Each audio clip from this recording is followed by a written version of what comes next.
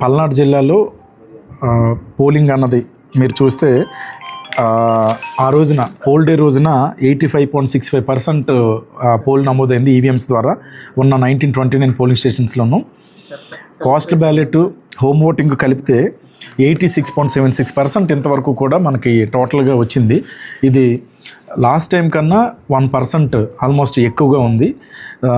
So ఇంత politically sensitive district అయినప్పటికీ కూడా కొన్ని చోట్ల చిన్న చిన్న సంఘటనలు జరిగినప్పుడు కూడా ప్రజలు మాత్రం పెద్ద ఎత్తున ఓటర్లు అందరూ కూడా ఈ పోలింగ్ స్టేషన్స్కి వచ్చి రాత్రి 9-10 గంటలైనా సరే ఎక్కడ ఎటువంటి ఇబ్బంది పడకుండా వాళ్ళు తనకున్న ఓటు హక్కును వినియోగించుకొని ఇంత పెద్ద ఓటర్ టర్నౌట్ ఇచ్చినందుకు ప్రజలందరికీ, ఓటర్లకి అందరికీ కూడా జిల్లా కలెక్టర్కి నేను ప్రత్యేకంగా ధన్యవాదాలు తెలుపుకుంటున్నాను. ఎందుకంటే 86.76% మనకి ఇప్పుడు స్టేట్లో ఉన్న 26 జిల్లాల్లోనూ కూడా మనం థర్డ్ హైయెస్ట్లో ఉన్నాం.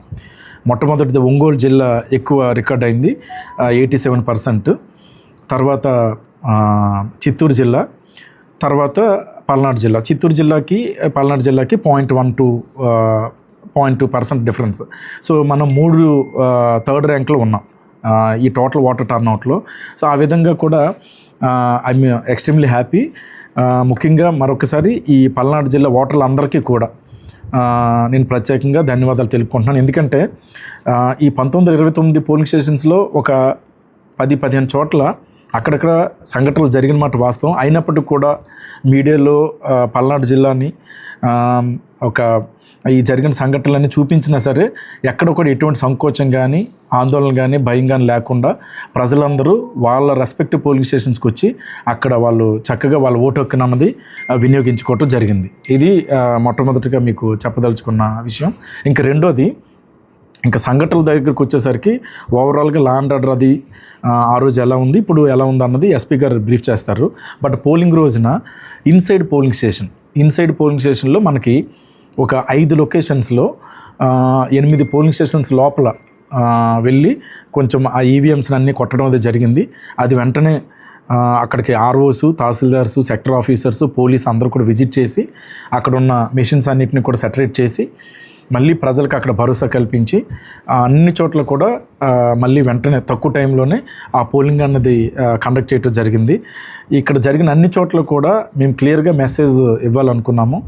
ఎక్కడ కూడా అంటే ఈ దీని ద్వారా ఏంటంటే ఎవరినైనా ఒక భయపెట్టాలనో లేకపోతే ఒకరిని ఇలా చేస్తే ఇక్కడ ఆపుతారని చెప్పి కొంతమంది చేసి ఉండొచ్చు. బట్ ఇక్కడంతా కూడా ఎలక్షన్ కమిషన్ గైడ్లైన్స్ కానీ, ఈవీఎం మెషిన్ యొక్క సెటప్ కానీ అంతా కూడా క్లియర్గా ఎక్కడైతే రిజల్ట్ ఎసెర్టైన్ అవుతుందో అక్కడ మనకి రీపోల్ అన్నది అవసరం లేదు. సో ఇవి అంతా కూడా టెక్నికల్గా ఉంటాయి, అన్నిటికీ కూడా చిప్స్ ఉంటాయి ఆ మెషిన్స్లో. ఆ చిప్లో వాళ్ళు రిజల్ట్ అన్నది మనకి ఈజీగా వస్తుంది. వీవీప్యాట్ స్లిప్స్ కూడా ఉంటాయి కాబట్టి ఏదో ఒక మనం ఖచ్చితంగా అక్కడ రిజల్ట్ అన్నది ఎసెర్టైన్ చేయొచ్చు. అది కన్ఫర్మ్ చేసుకున్నాక, బెల్ ఇంజనీర్ తోటి సర్టిఫై చేసుకున్నాక మేము అక్కడ పోల్ కూడా కండక్ట్ చేయడం జరిగింది. సర్ప్రైజింగ్గా ఎక్కడైతే ఇలాంటి డ్యామేజ్ జరిగి ఒక గంట అరగంట డిస్టర్బ్ అయిందో అక్కడ ఎక్కువ వాటర్ టర్న్అవుట్ వచ్చింది.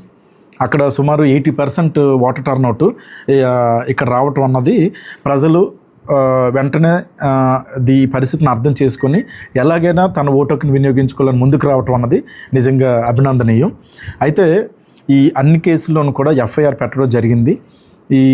ఈ 8 పోలింగ్ స్టేషన్లో జరిగిన వాటిల్లో సుమారు అన్నింటిలో కూడా అరెస్ట్ చేయడం జరిగింది. సో వీళ్ళందరి మీద కూడా చాలా టైట్ సెక్షన్స్ ఉంటాయి.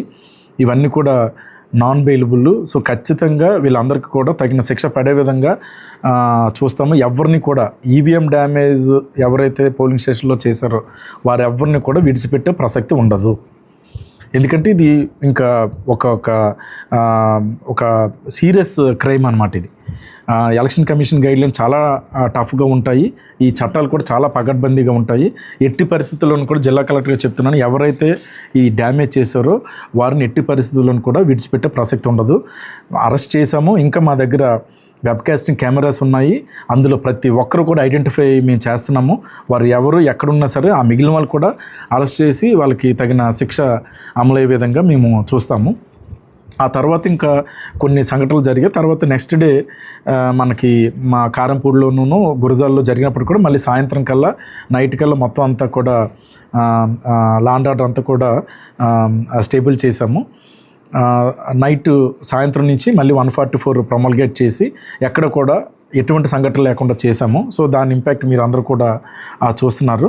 సో నిన్న కానీ ఈరోజు కానీ ఎక్కడ కూడా ఎటువంటి సంఘటన కూడా మనకి రికార్డ్ కాలేదు. ఇదే లా అండ్ ఆర్డర్ అన్నది నెక్స్ట్ మనకి ఎప్పుడు కూడా కంటిన్యూ చేస్తాము. మనకి కౌంటింగ్ వరకు కూడా మనది పొలిటికల్ సెన్సిటివ్ డిస్ట్రిక్ట్ కాబట్టి కౌంటింగ్ తర్వాత కూడా వచ్చేవన్నీ ఇప్పటి నుంచే అసెస్ చేసుకొని ఎక్కడ కూడా ఇంకా ఫర్దర్గా ఎటువంటి సంఘటన లేకుండా లా అండ్ ఆర్డర్ డిస్టర్బ్ కాకుండా నేను ఎస్పీ గారు కోఆర్డినేట్ చేసుకొని టోటల్గా ఇదే ఈ పీస్ఫుల్ కండిషన్ అన్నది సిచ్యువేషన్ అన్నది కంటిన్యూ చేస్తాం.